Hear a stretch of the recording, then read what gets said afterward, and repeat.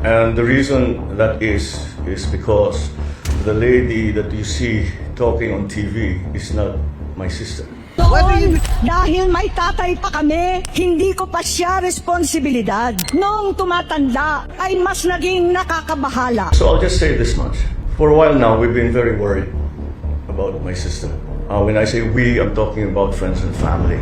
And the reason that is because the lady that you see talking on TV is not my sister. Whether you believe Senator Amy Marcos or not, I know her personally. She was my seatmate for 1 year in 2 subjects. And she's always been a jolly person, always helpful, even when they were in power in Malacanang. And she was like any ordinary student.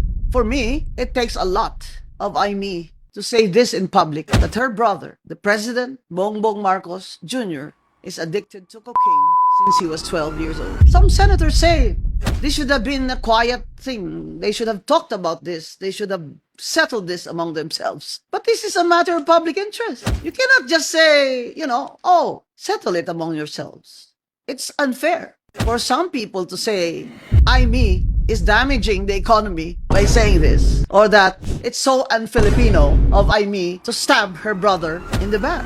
Hindi natin ugali Pilipino na ganyan. Tayo mga Pilipino, ganun di ba? Kasi masyado tayong close-knit yung ating pamilya. So, pag may away mo kapatid, nire-resolve natin with the family circle.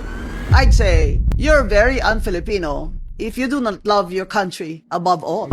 3 years more. 3 years more. Kaya pa ba niya? Ganito na? Kalalim ang kautangan ng Pilipinas, ang gutom ng mga Pilipino. At ngayon, sinasabi nila, bakit daw ginagawa ito ni Amy? Disclose the drug addiction of BBM. Masama siyang kapatid. Ang sinasabi nga ni Amy, uwi na tayo. Hindi kita iwanan, kagaya ng dati na when we were in exile, I took care of you as a parent. Pagkamot ka na. Hindi ba, I was really moved. When I saw her, she was crying when she was reading that. Kasi alam naman natin na wala namang kakayahan talaga si Bongbong. Even when he was growing up, when they were in exile, Amy talaga took care of her brother. For her to say that, it was really out of sisterly love.